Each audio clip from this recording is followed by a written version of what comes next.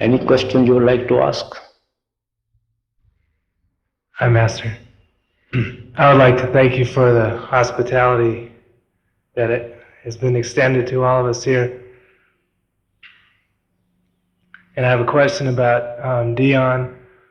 When you look at the face, you contemplate on the face of the Master, do you look at we were thinking, is it a smile or how do you know, or what kind of face to contemplate on? A smiling face or a frowning face or serious face?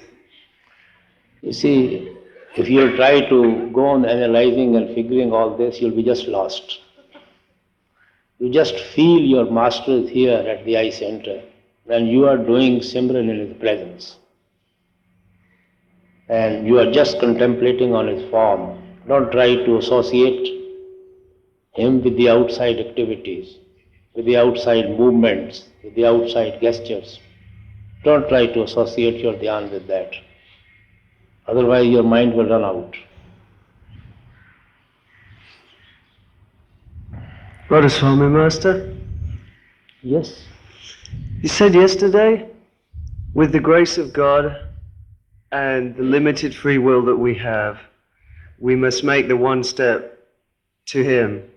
And I was wondering if most of us have traveled thousands of miles to see you, can that be considered the one step? How do you know that this is your first step?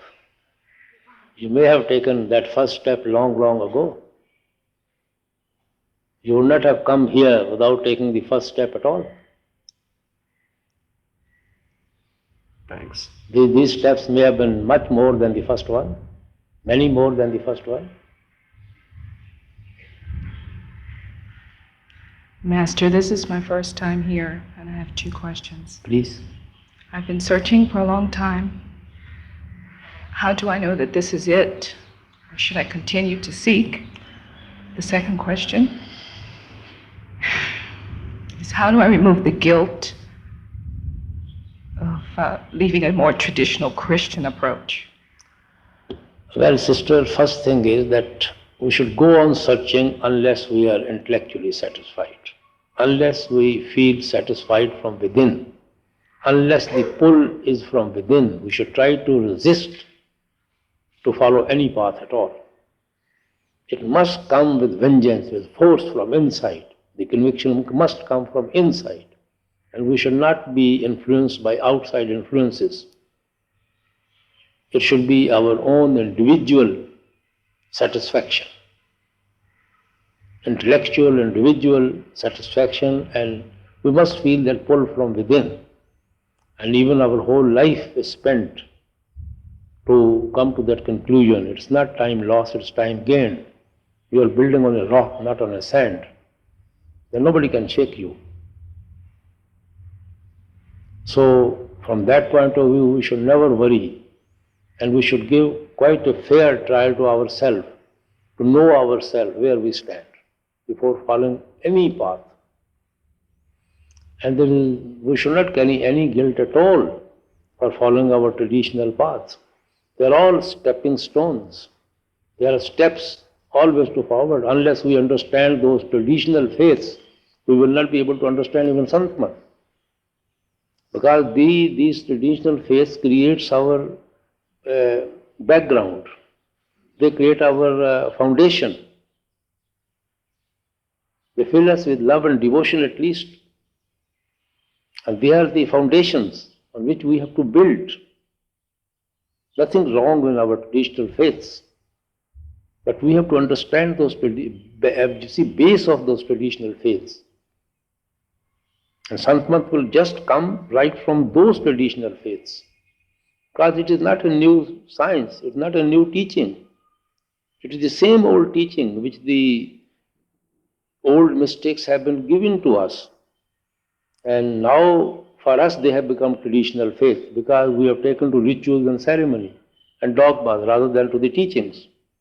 So we have given them shape and the name as traditional faiths. Actually they were the right faiths. Now for example, you take Bible, you take the teaching of the Christ, It was the right teaching. Moses' teaching was the right teaching. John the Baptist's teaching was the right teachings. But today they have become traditional faiths. Because the reality is lost with some people, not with everybody.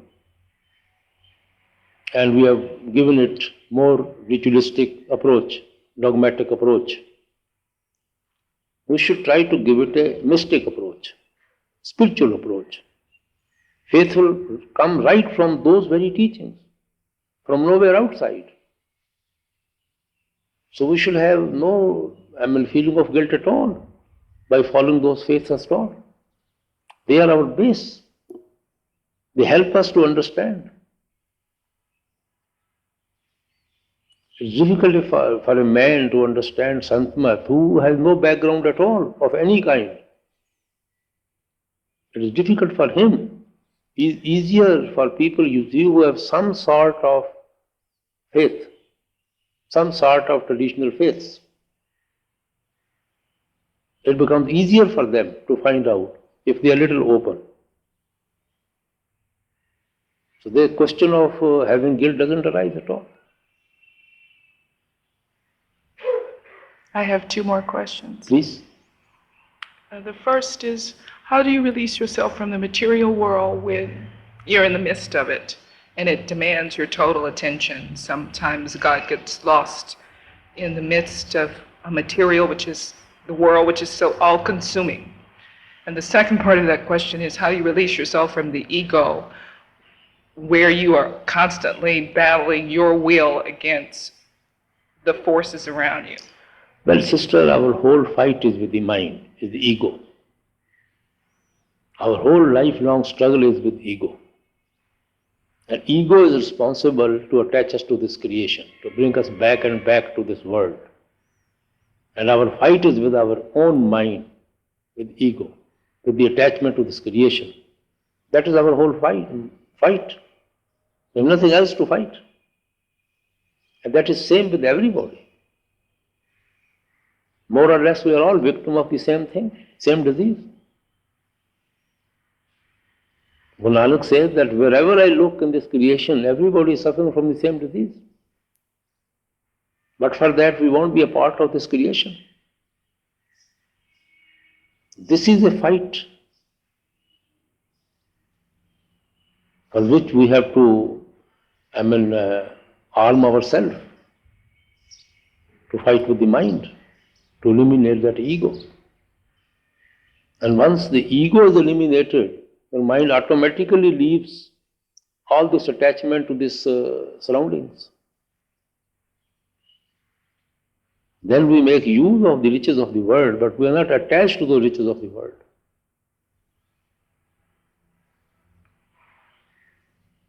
Mystics are not against the riches of the world, but their attachment to the riches of the world.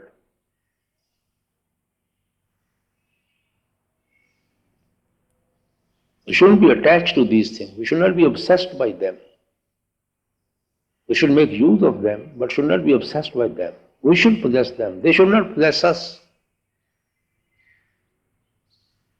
So when we are able to eliminate ego, then we possess them. They don't possess us at all. So both the questions are actually one. Thank you.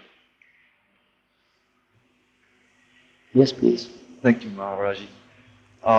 My profession brings lots of people in pain and stress to my office, and they often ask me what my insights to life are. Of course, it's sometimes hard to tell them I've had a saint greater than Christ. So I'm wondering if you might summarize what would be acceptable to tell people about this path, or our answers to life's questions, and or type of books that we may refer to them without. Well, brother, we should never shut ourselves to the real seekers, but unnecessarily we should not discuss with the people.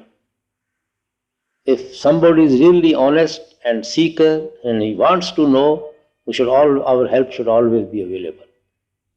Otherwise, we shouldn't take a role of a missionary to try to convert and unnecessarily press him, you see, to understand. That should not be our attitude. And if anybody is interested, you can suggest him any books which you like the best. to read. They all speak the same language. You can give them any small book, any small pamphlet to read. If he's interested, he will ask more and more. If he's open, he will discuss further with you. But some discretion should be used in just telling them about this. It depends upon and you will always know how much the other person is really interested. Is a curiosity, or is a real seeker, a real interest, or just a curiosity, or just a passing phase? Of course. One always knows, you see. Thank you. Maharaji, thank you for pulling me here to be with you today. My question concerns my children and all of our children. I have very young children. I have tried to, as best possible, explain to them some of the principles of Satmat, why we are vegetarian. And I wonder if you could help us, give us some guidelines of a simplistic way of explaining the Satmat life to young children. Also, my question is, we live in an area where there's very few satsangis, and so my children are around many different types of children, some of which are very rigid-minded Christians. I wonder, should I advise my children not to go into a discussion of having a master or a guru? Should he keep this information to himself? I don't want him to feel that it is a secret thing, but he needs to understand how to be in the world and not be of it. Sister, parents should always be a living example to children.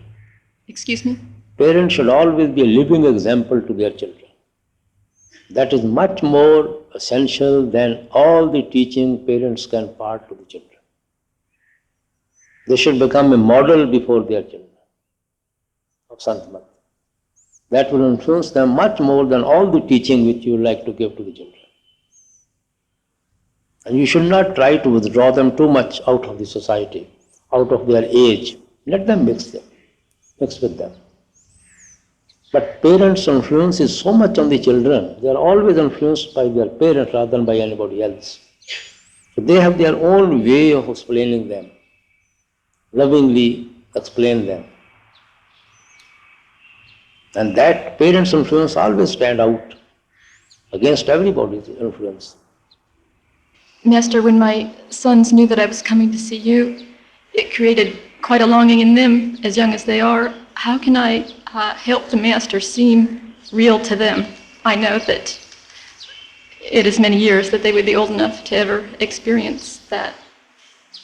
And I know that it's difficult for you to overcome. It is not the longing of seeing the Master is more essential, rather than knowing the teachings, having little devotional approach in the children, that is more essential.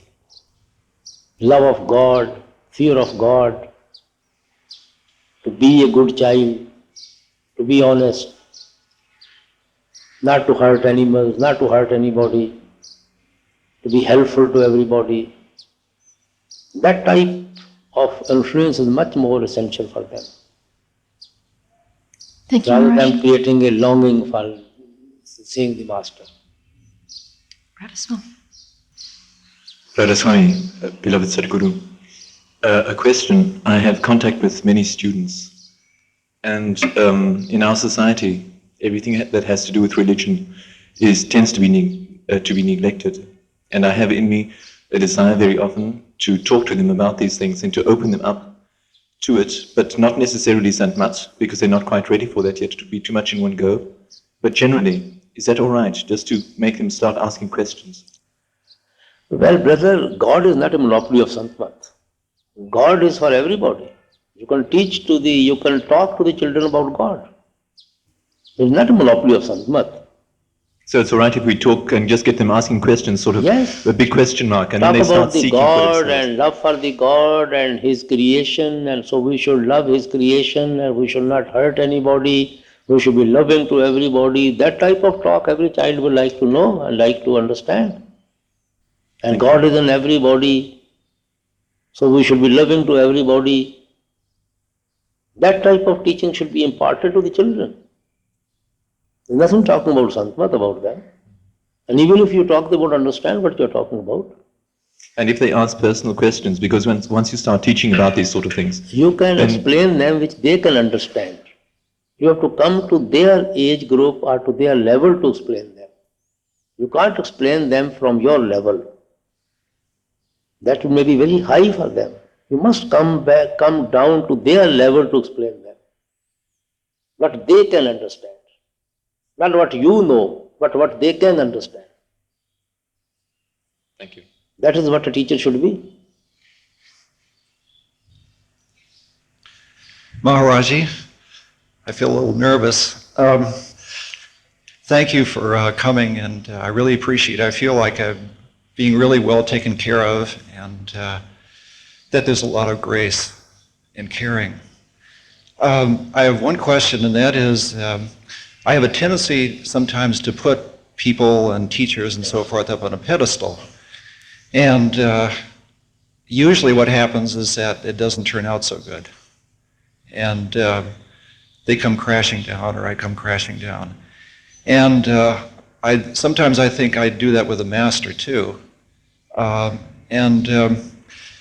Is it really healthy to do that?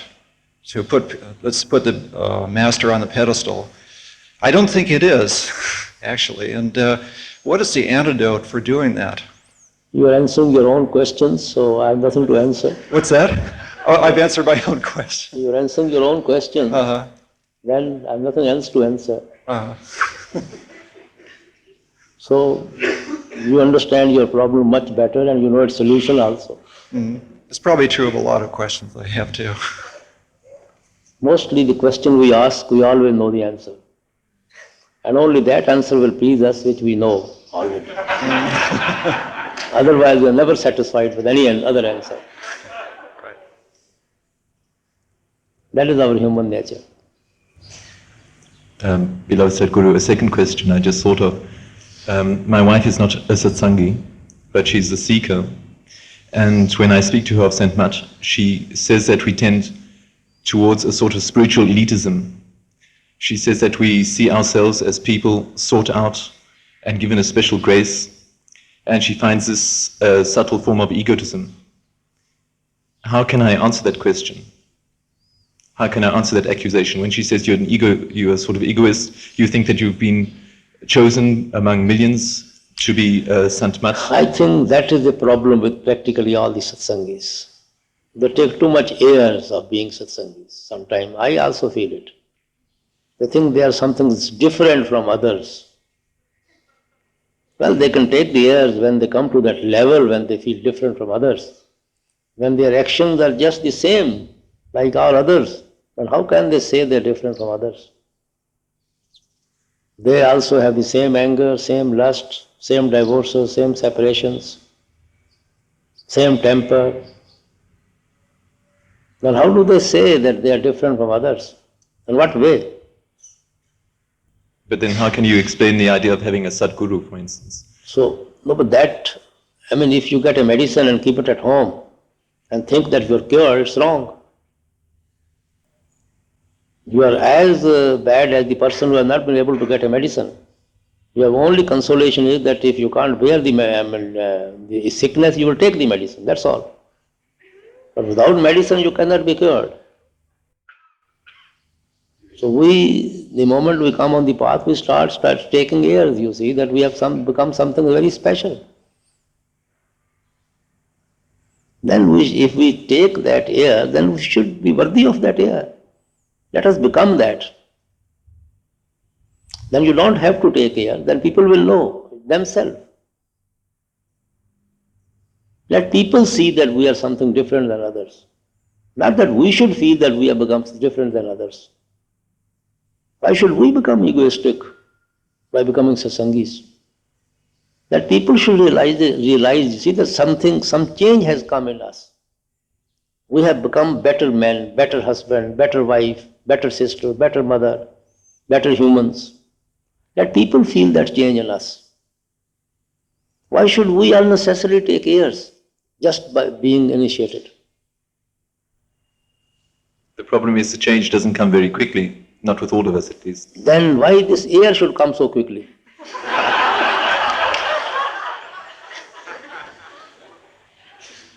Thank you. It should rather make us humble.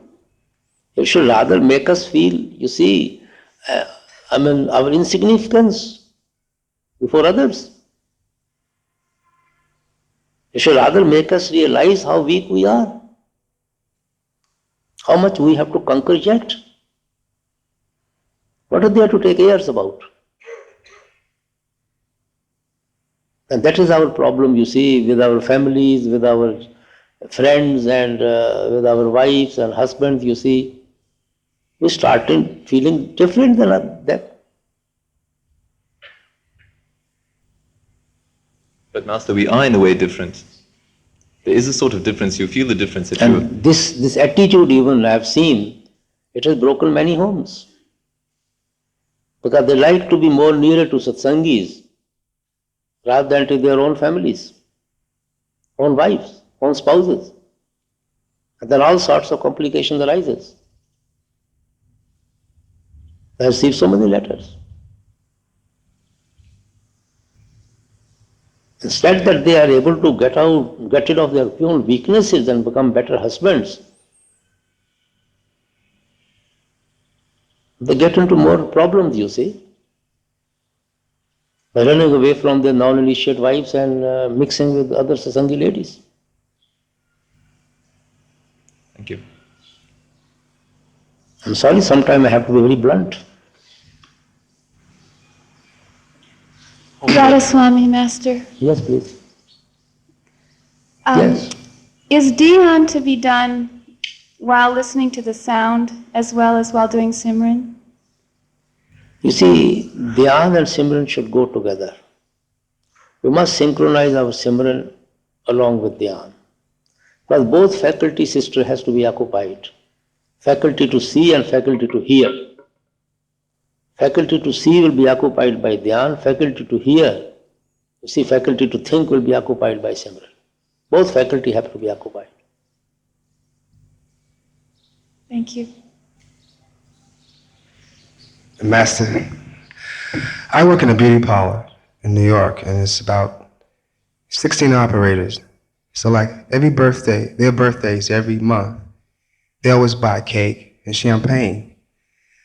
So I'm wondering, is it good to give them money to help buy that for their birthday champagne? Well, it is for your conscience to see. Well, see, I usually like to give You money have to live with your conscience and consult your conscience. because I noticed that they know I don't do these certain things in the shop. And so they surprised me this time on my birthday, had a cake made with no eggs in it. And they drank the champagne. See, mostly we have to live with our conscience. Okay, because I don't feel it's right. You know, thank you very much, Master.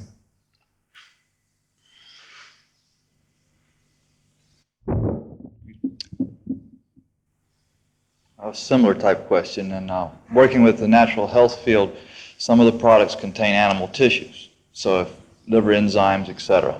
And I'm wondering if my own path and discipline is not eating these things, am I hurting other people karma by using these kind of products in their lives? No, you can tell them what it contains. Yes, I do. And Yeah, that's all. so we have some satsangis and others that do not eat and others that do eat the meat. So in those cases, it's all You right. see, you just tell them what it contains. Then Uh-huh. it is for the other person to decide what he wants. Okay. Thank you.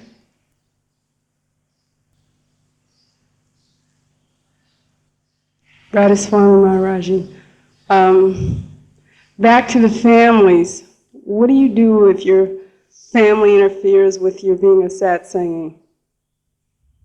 What do you In mean terms by of adhering to the diet, if, you know, they rib you or make fun of you for what you believe in. I've not followed the question. What do you mean by family? You know, brothers, sisters, mother, father. Well, you have become satsangi, not all of them have become satsangi. I know, but you know how people want you to feel the way they feel. Well, And you have to live with your convictions.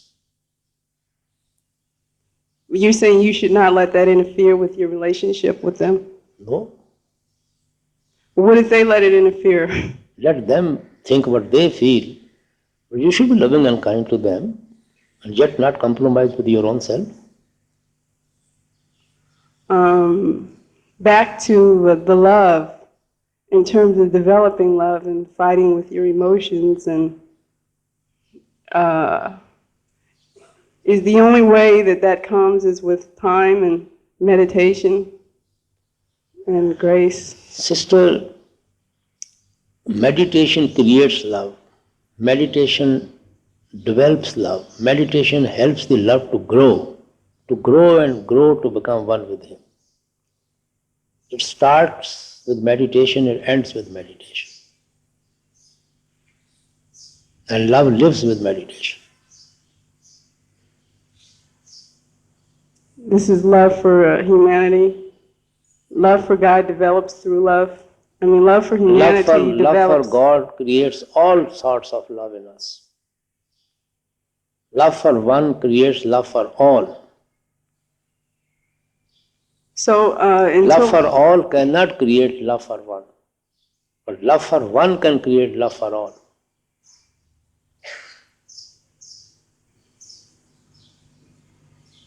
That's the essence of the path. Developing a love for God. I have answered your question. Yes, please. Master, thank you so much for everything you do for us. I'm very new in the path, so what I wanted to ask you, how can one keep the attention in the meditation? Because sometimes I meditate, I will fall asleep or not being able to. Well, sister, it's a constant struggle with the mind. You can't say that you overcome all these problems in a day or two or in a year or two. We have to live with them and we have to fight for them. And it's a constant struggle with the mind, and slowly we overcome them. Thank you, Master. Maharaji, is there any relationship to becoming sick when we're here in Delhi to burning off karmas or anything like that? It seems like every time I've come to India or to see you, I get some kind of illness. And Probably the weather doesn't suit you, the food doesn't suit you. No, there must be some other explanation, because it's happened everywhere. And I think there's a lot of people that go through this, and it just... Then you can analyze better. There's no connection to... No, everything is karma in life. We cannot breathe without karma. We cannot even take a step without karma. Without karma, we can't live for a minute. From that point of view, everything is karma. Nobody can exist even for a second without karma.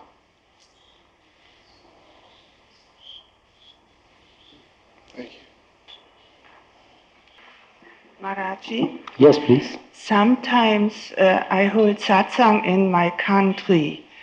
And once I have read a translation from Discourses on St. Mat, the great master says that the disciple should not work in that Kal disciplines. And he gives an example, two examples. The one was mesmerism, and then I explained that all other Kal disciplines are meant too, which are on the market in Europe, that are astrology, number mystic, biotender, and pendle. In German we say pendle, that is a metallic piece hanging on a thread, and then they say yes, no, and concentrate on that. So much satsangis work in this Kal disciplines. And Sister, I don't understand anything what you're talking about. Neither I am familiar with such facts. I know nothing about these things. Excuse me? Excuse me? I know nothing about such things. You? I only know one thing: if you are sick, you go to a doctor. That's all. I could not understand what you mean. Perhaps I didn't understand your question even. No, I have not said a question till now. That the question comes. Can anybody translate the question? That so much people, satsangis, work in these disciplines of Karl. And I have told them that a satsangi should know to all that. And then they say it is my mind attitude. And therefore I asked you to make that point clear. Sister, I don't understand your language properly. I don't understand your question. Astrology and numerology, and making that a career. She's using the word disciplines of Karl. I don't know whether discipline of Karl or anybody else, but these many things used to be science. Astrology used to be a science. But why are we worried about these things? I not, because I mean that this all bounds attention down, and satsangi should say no to all that. Well, then say no. If you feel like that, then say no. What is the problem? Yes, I would like that you clear that, because they did not believe that. Well, sister, you only concern yourself. You feel it's not right, so don't do it. Why do you worry about others?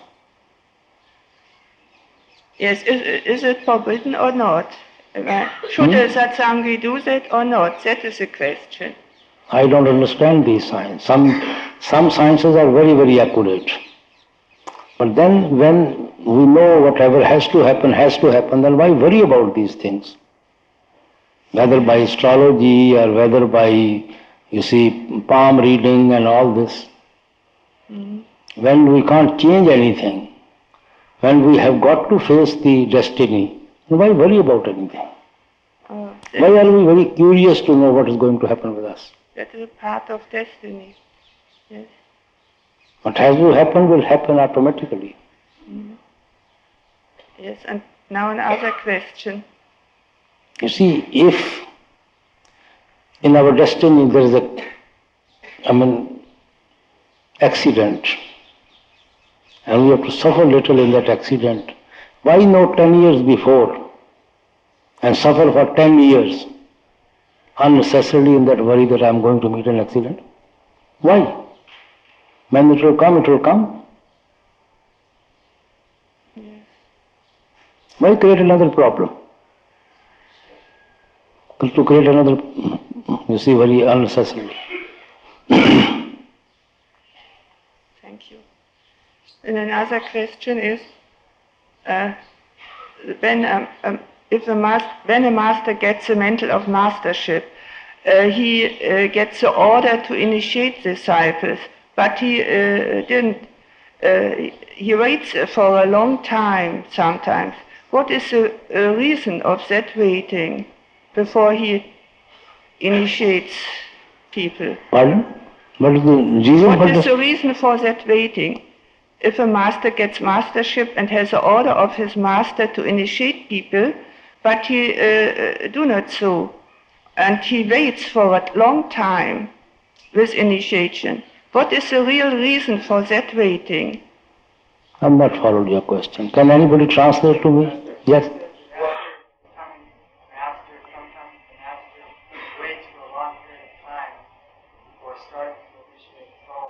It may be in the destiny of the person to initiate at a later stage. No question of waiting.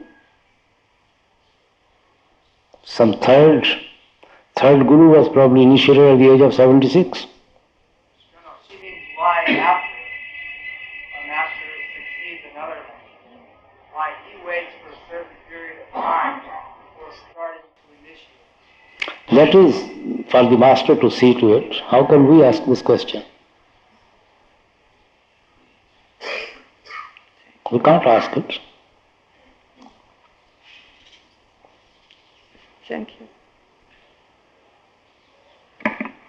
Master, we love to see you take your watch off, but our only hope is that you never remember to put it back on again, so we never have to leave the only one who really loves us. Sister, even if I don't put on the watch, but I leave, I forget the watch here. You've given so many opportunities for us to get very close to you. Watch is not binding me here. It is you people who are binding me here.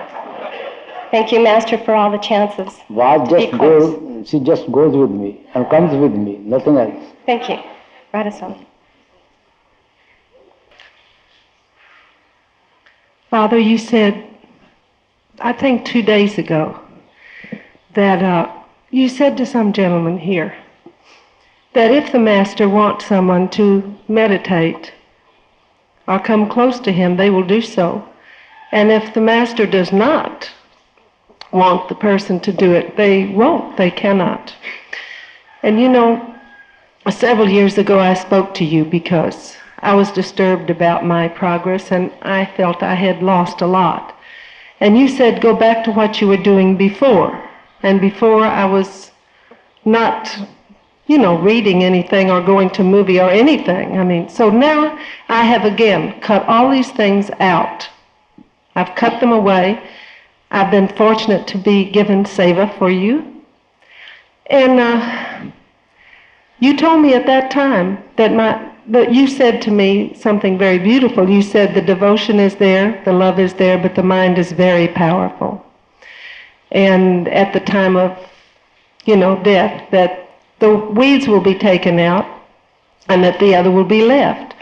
But Father, I'm not doing very well. And I'm worried about it because I'm 58 years old and my mind is very powerful. And no matter how much, you know, it seems like I cut everything out. I put away the television. I put away the novels. I put away everything. I'm doing seva. And I know that I'm weak. I mean, I am. But I try to go, you know, to bed early. And I'm up at 2 o'clock in the morning with insomnia. You know, it's not funny. I really want to do it. I want to be at meditation regularly and punctually because I know it's true that when I'm there punctually and regularly, it's much better. You know, at one time I had perfect Simran, even in my dreams. I cannot get it back. And I want to beg from you. Sister, just pray to the Lord and attend to your meditation. Don't worry. Just attend to your meditation. I won't go to the end of my life, Father, like this, being so slow, will I? Don't try to analyze these things. Leave it to the Lord, but you do your best. Thank you.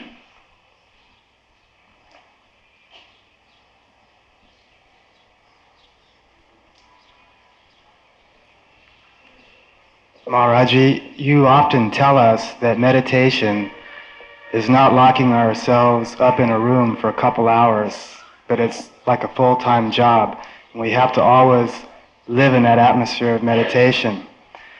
For myself, it really seems even more difficult than meditation because I'm not only dealing with my mind, but all these external events and people and situations.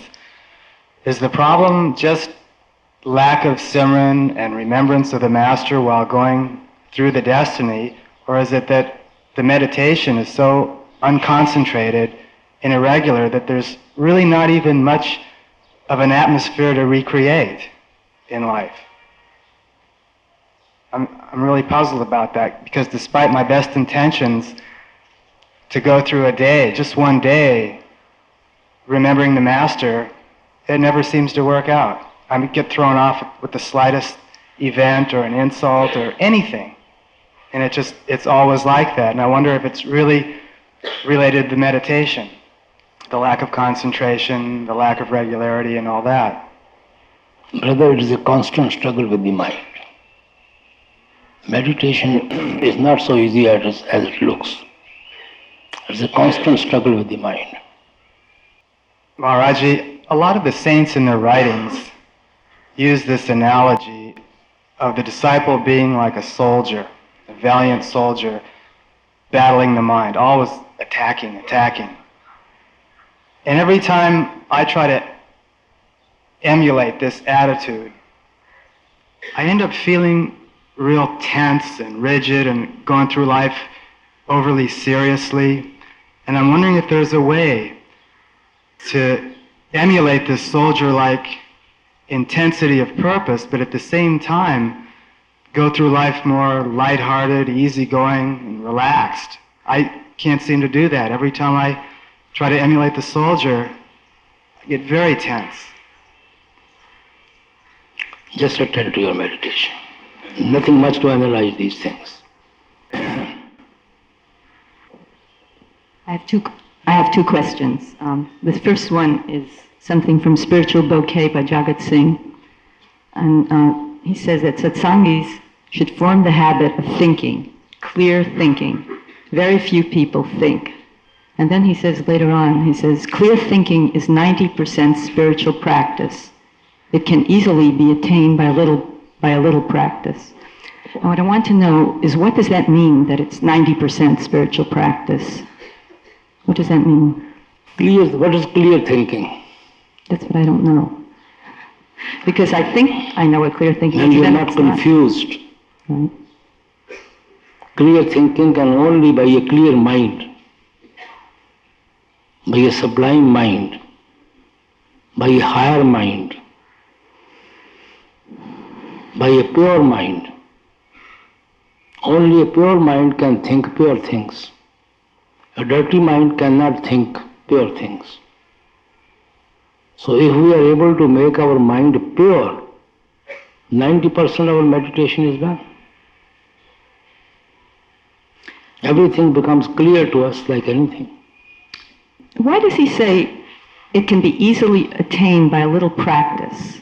It sounds as though we could do it. It doesn't seem like we can do it until... Yes, everything we have to do it.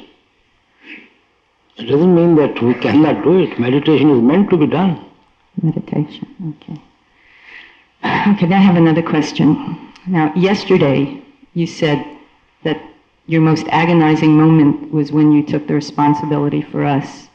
And what I want to know is do you still feel that way now? Well, I'm always conscious about my unworthiness.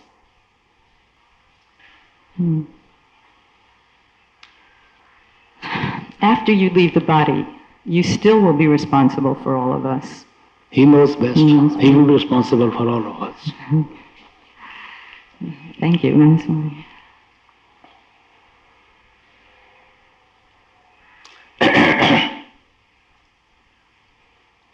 Maharaji, at what level of existence is it true, or is it not ever true, that everything is true and so is its opposite? At what level is it true that all actions and thoughts are the opposites of those actions and thoughts are also appropriate at different planes of existence?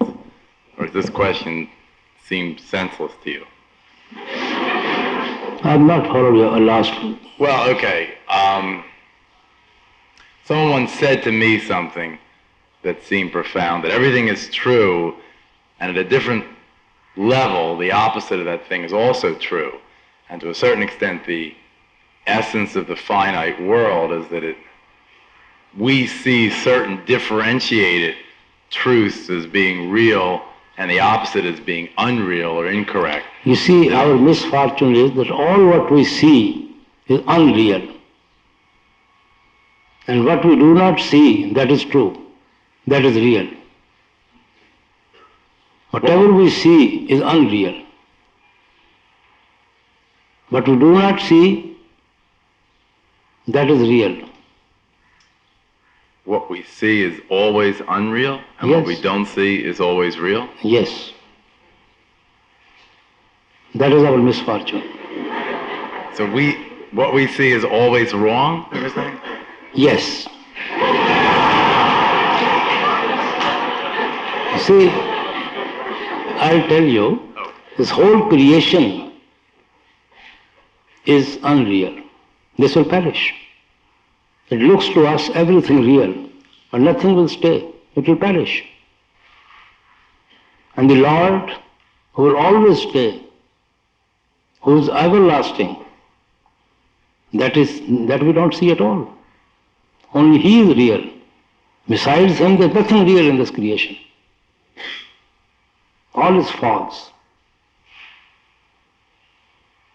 So we are attached to those faces and things which are unreal. And we are not attached to the one who is real.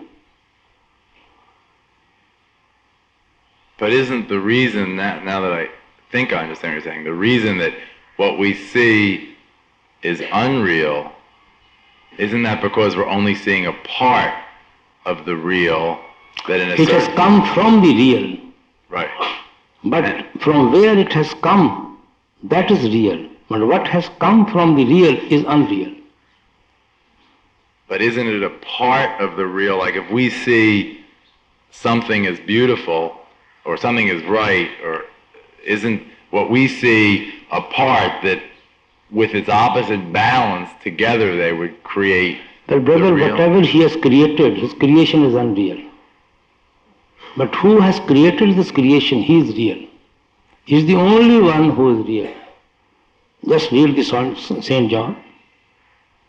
But you're saying He in a very personalized way. Isn't He also in you and us? I mean, Yes, He is in us. So you don't mean He in a personalized way? In which He is, that will perish. But who is within us will not perish. That we don't see. But we see ourselves, so we will perish. And one who is within us we don't see. That will not perish. Don't we see it when we see the sound and light? Don't we see it through proper meditation? See the real? The real? Yes, that is what we want to see. Oh, so you're saying that? Okay. Okay. Thank you.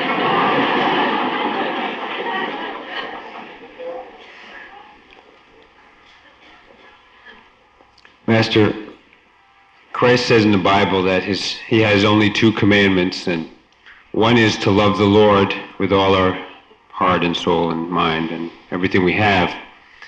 And on Sant Mat, I think you've told us enough times what that means, what we have to do, which is to meditate and to follow the path. My question is, the second half of that, of His second commandment is to love one another. And I wanted to know... Love one another. Love thy neighbor. Love thy neighbor as thyself. I didn't say one another. Love thy neighbor as thyself. That is the second commandment. Well, could you say something to help me understand how best to do that? You see, what Christ means, first, your body is the temple of living God. The Lord which we are searching, He is within us. So, love Him with all thy heart, with all thy mind, with all thy body. When you are able to achieve the Lord within yourself, then automatically, you see, you will love thy neighbor as thyself. Because then you will see the Creator in everybody. In flower, everywhere you will see the Creator. Whole creation will become your neighbor. And Guru Nanak also gave the same concept. He said this is the real temple of God. Once you achieve Him within, then the whole creation becomes your temple of God. Then wherever you look, you will see the Father. Provided first you see Him within. Unless you see Him within, you cannot see Him outside at all. He says, Jis naam hriday sovad parvara. You won't understand my language, you see. He says, where naam has taken place, his family becomes very, very big. Meaning the whole creation becomes his family. As we love our family member, so our whole creation becomes our family. So we love everybody then. If we are filled with love and devotion for the Father, we are filled with love and devotion for everybody. Then we see Him everywhere, in everyone. It's the same concept. So if we feel shortcomings in our own hearts, that's okay. We just accept that and do our best and concentrate on the first commandment. The main thing is first we concentrate on the first commandment. Second automatically comes. He says all the religions are based on these two commandments. That's what Christ said. All the teaching of all the mystics, all the saints are based on these two commandments. How to love the Lord? With thy mind, with thy body, with thy heart, that He has not explained. That He has explained previous. Worship of spirit is worship of the Father. He says, if thy eye be single, thy whole body shall be full of light. That is what He is telling us how to worship Him. Then He explains further.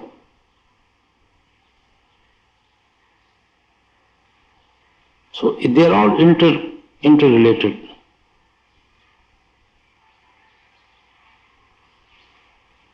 So what you're saying is that we can't really love our neighbor as we love ourselves until we know you within us, or until we know the Master within us. Unless we see the Lord within ourselves, we cannot love our neighbor. The whole creation is our neighbor. Neighbor means by whom you are surrounded. Now for this group, people are living around, they are your neighbors. For Delhi, around the city, all cities are, neighboring cities are neighbor. For India, all other continents are neighbor. So neighbor is a very wide term, means the whole creation. What was the very last thing you said? I'm sorry, I didn't. Neighbor means the whole creation. Master, when we wear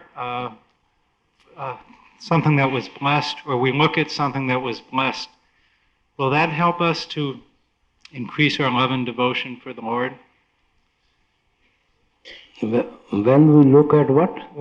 The items that were blessed, when we wear them or when we look at them, will they help us to... Ideal? Which ideal? The clothes and watches and things that we had blessed, or that you This is our wrong concept. These things are just to remind us of the Master and the teachings. By themselves, they have nothing in them. Don't think that if you take prasad, your ailments will go, or you will progress in business, or you will make better friends. This is the wrong concept of blessed things. Means we take those things with that love and devotion for someone who has given us. You see, when our friends give us presents, how much we value them. It is not the value of the handkerchief or a pen, value of the lover who gives us. That we value. Not the pen and the handkerchief, there's thousands in the market. With the love with which he has given us. So we are concerned with that love, not with that particular thing. So these things remind us of the teaching of the Master. So they are valuable to us. One other question. You've talked about being humble, and you said that even if we're not humble, it's better to behave as if we're humble. And you were just talking about loving your neighbor. No, what I mean to say that calculated humility is just like a cosmetic, artificial cosmetic. Real humility comes from within. When we see someone higher and greater than us, we automatically become humble before that authority. If our elder comes, we automatically become humble before our elder. If our beloved comes, we automatically become humble before the beloved. Love makes us humble before the other person. So similarly, you see, when we see the reflection of the Lord within ourselves, we are automatically filled with humility. then we realize our insignificance in this creation, in this universe. But calculated humility doesn't take us very far, but still is something better than nothing. There is nothing in this creation to feel egoistic about. If we start analyzing these things, what are we proud of? Youth, it will not last. We have seen the elderly people, full with wrinkles, hardly can walk, hardly can talk, hardly can digest. We have to go through that stage also. We are proud of our beauty.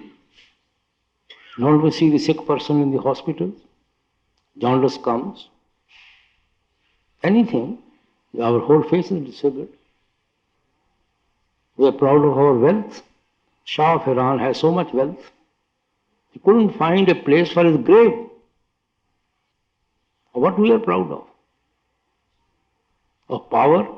We have seen so many leaders being shot before a firing squad. Where is Mussolini? Where is Hitler? There's nothing to feel proud of in this creation. So one should feel humble. We should not unnecessarily take airs about ourselves, as if we are holding the whole universe. One more question. If we don't feel loving to all our neighbors, is there something in the same way with humility, is it something in calculated loving, seeming to be loving, is that a way to practice, to learn to be truly loving, the way we treat our neighbors? Well, first we have to start with a calculated humility, realizing there's nothing to feel proud of for us. We should be kind, we should be loving to the neighbors, we should be helpful to them. We should not take unnecessary airs if we are a bigger house, or if we have a television the other person doesn't have in his house. There's nothing to feel, to take airs about these things. Maharaji, I have sometimes a sense of a kind of oppression that just won't sometimes seem to leave me alone. I don't know, I don't know really why I have it. Maybe it's because I haven't followed the path as well as I should have. I don't really know why. But in a way, it's been with me all my life, it seems. Sort of a feeling of loneliness? Maybe that's it, Maharaji. I'm not sure. Actually, brother, we are all lonely in this life.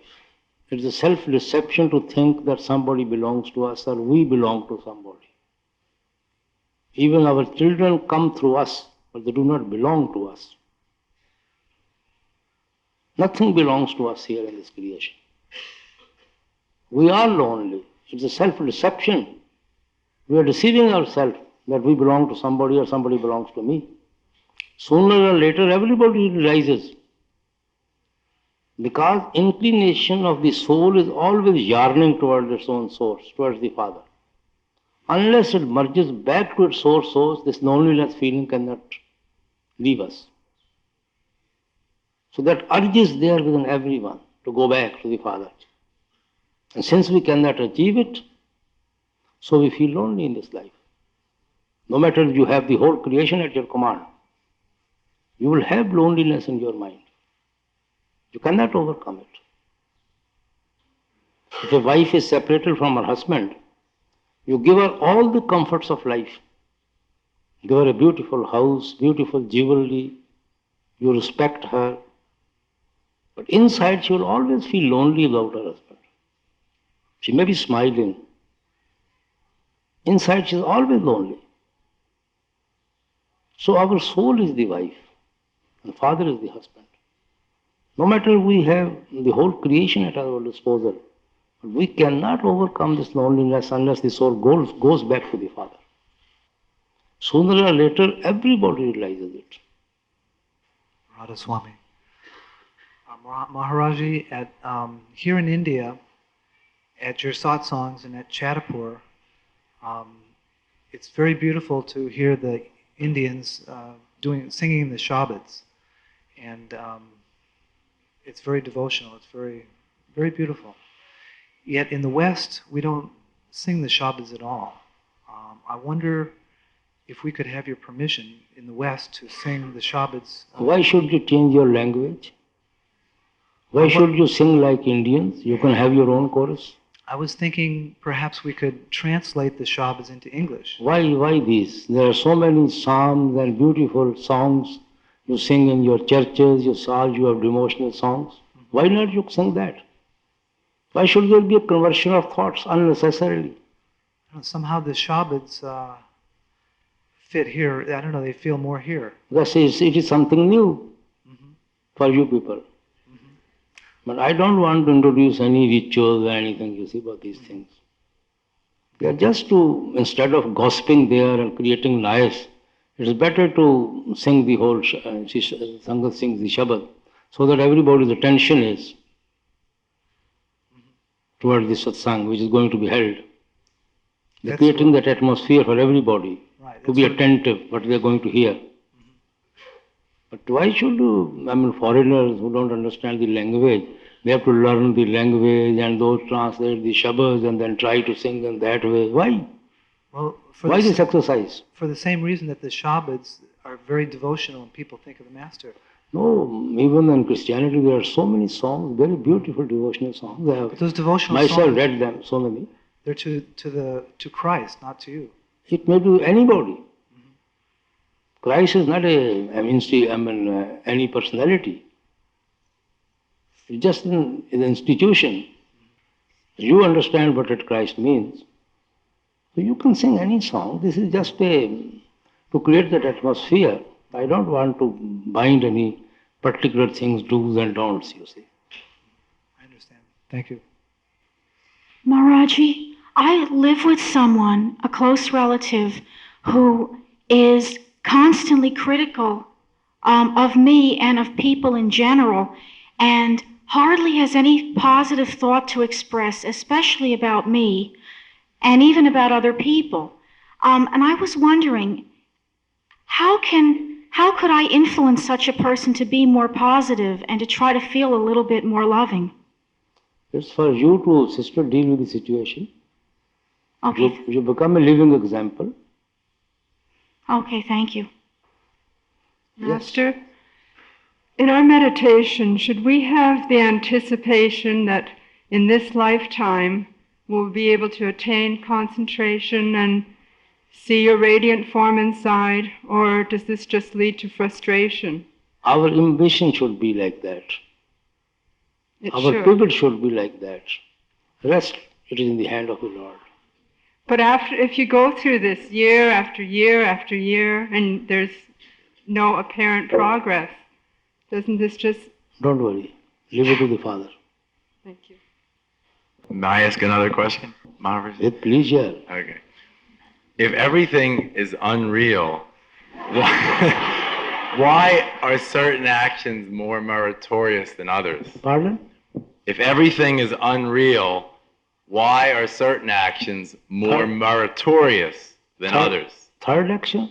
Why are certain things like being kind considered better than murdering somebody? Why are certain things considered better than others if the whole finite world is unreal The whole anyway? world is unreal.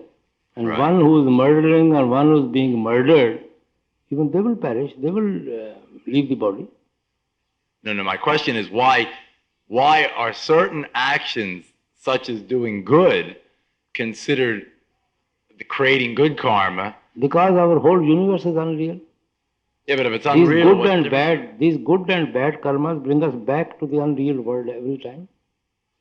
maybe I'm asking the wrong question. Are certain actions considered, do you consider that certain actions are more meritorious, better than others? Christ said, whatever you sow, so shall you reap.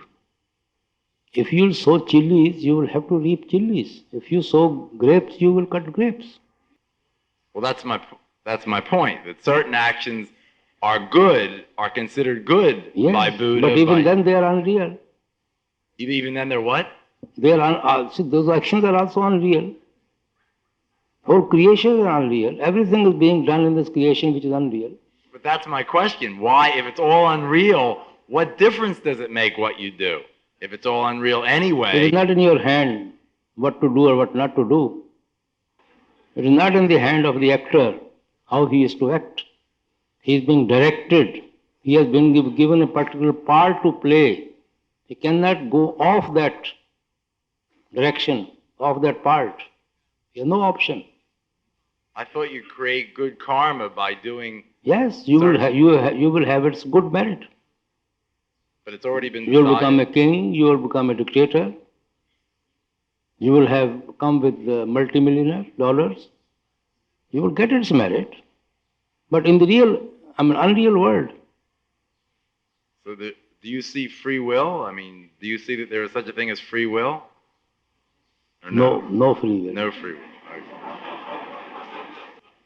Maharaji, Yes, over here. please. I'm on this side. Your left side, unfortunately. Yes. Left, right, anybody can speak.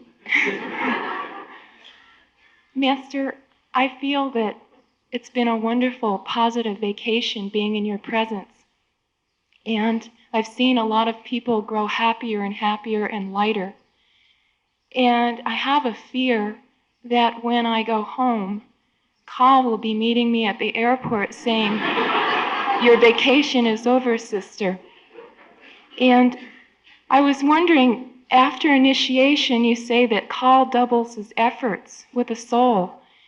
And I was wondering if after seeing a perfect master and being in his presence and feeling all the strength and positive influence, if also Kal doubles his efforts. After I saw you in '83, I felt like I had many difficult.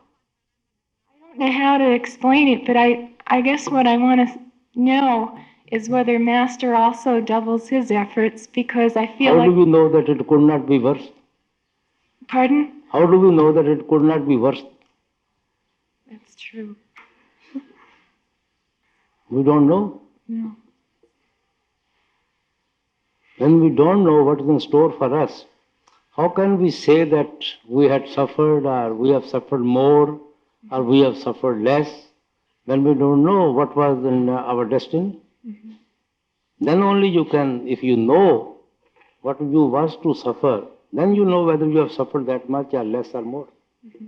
Not otherwise.